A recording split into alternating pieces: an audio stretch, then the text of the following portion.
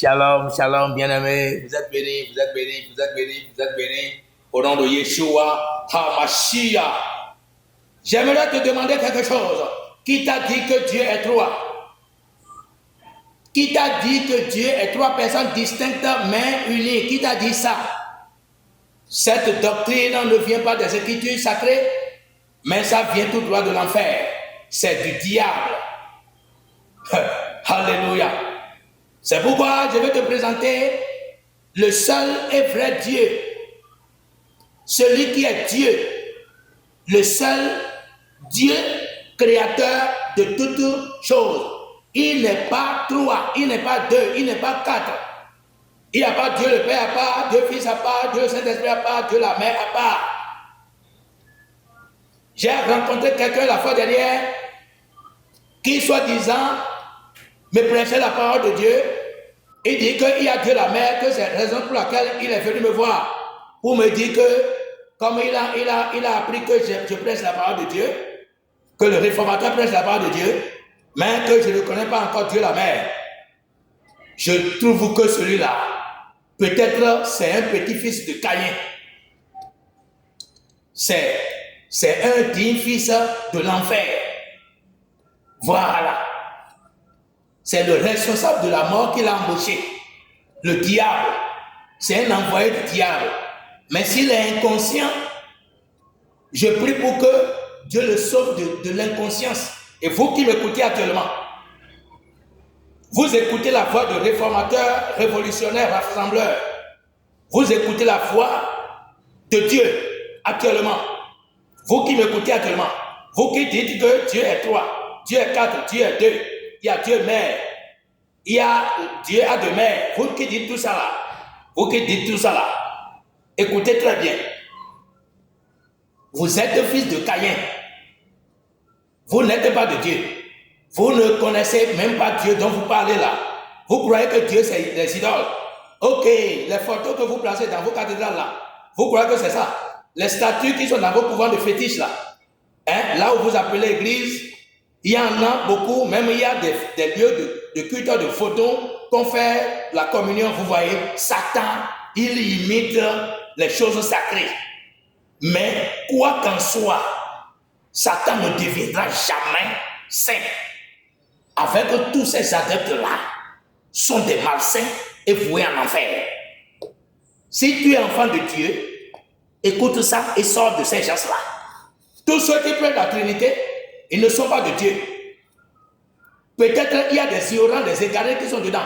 Les ignorants. Si vous êtes ignorant ou bien on vous égare, la parole de Dieu vient pour vous ramener sur le chemin de l'éternité. Si vous faites partie des enfants de Dieu, la parole de Dieu est venue pour vous ramener sur le chemin de l'éternité. La porte étroite, le chemin étroit, pour que vous entrez dans la maison de votre Père. Je suis déjà sur le chemin. Maintenant, Deutéronome chapitre 6, verset 4. Il dit, écoute Israël, l'Éternel notre Dieu est le seul éternel. L'Éternel notre Dieu est le seul éternel. Israël ne connaît qu'un seul Dieu qui est éternel, qui est Père et qui est esprit et vie. Abraham ne connaissait pas un Dieu, ne connaissait pas deux dieux. Il ne connaissait pas un autre Dieu à part le créateur de toutes les choses. Voilà. Genèse chapitre 15, Genèse chapitre 17. À partir du premier verset, vous verrez ça. Je suis l'Éternel. Je suis El Shaddai.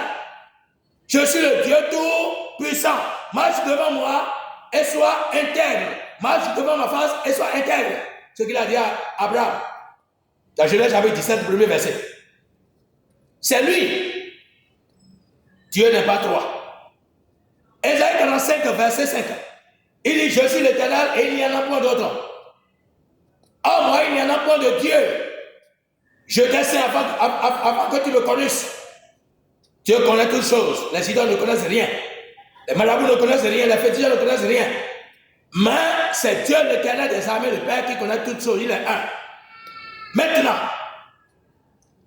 quand Dieu a décidé de sauver son peuple, voyant qu'il n'y a pas un seul juste sur la terre, lui-même s'est dépouillé de toute sa gloire et a pris un corps humain dans une jeune fille appelée Myriam, Marie. On peut lire ça dans Luc chapitre 1er, verset 26 à 38. On peut lire ça dans Matthieu chapitre 1er, verset 18 au verset 23. C'est ce qui fatigue les gens.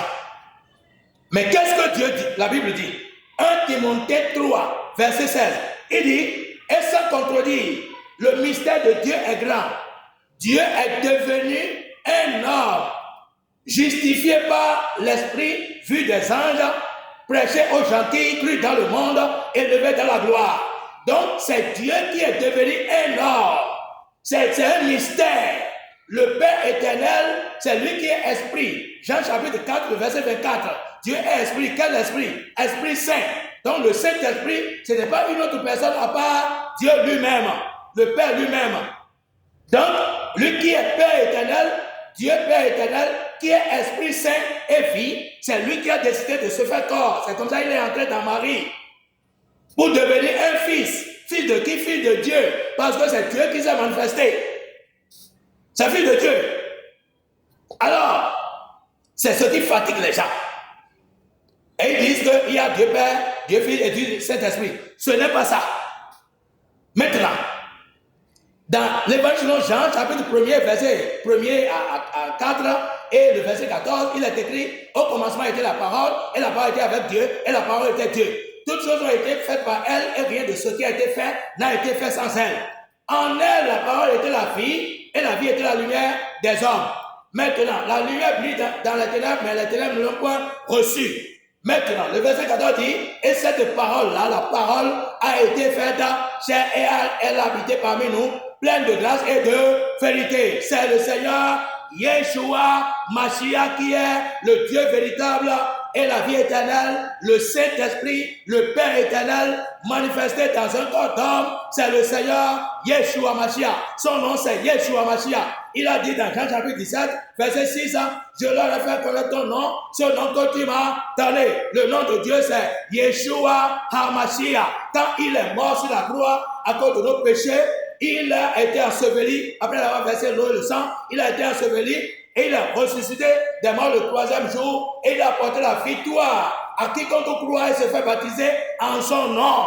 La victoire sur le péché, la victoire sur le diable, la victoire sur les démons, les sorciers, les magiciens, la victoire sur l'enfer, la victoire sur la mort. Il a remporté la victoire. Donc lorsque tu écoutes ce message maintenant, si tu comprends ce message, ce que tu vas faire pour être sauvé, il faut accepter. Si tu crois ça, tu vas te faire baptiser. On te baptise au nom de Yeshua Mashiach, comme Pierre l'a fait, selon la recommandation du Seigneur, dans Matthieu chapitre 28, verset 19 à 20, et dans Marc chapitre 16, verset 15 à 16, Pierre l'a fait avec tous les apôtres. Acte chapitre 2, verset 38 à 41, repentez-vous et que chacun de vous soit baptisé au nom de Yeshua Mashiach pour la rémission de vos péchés et vous recevrez le don du Saint-Esprit.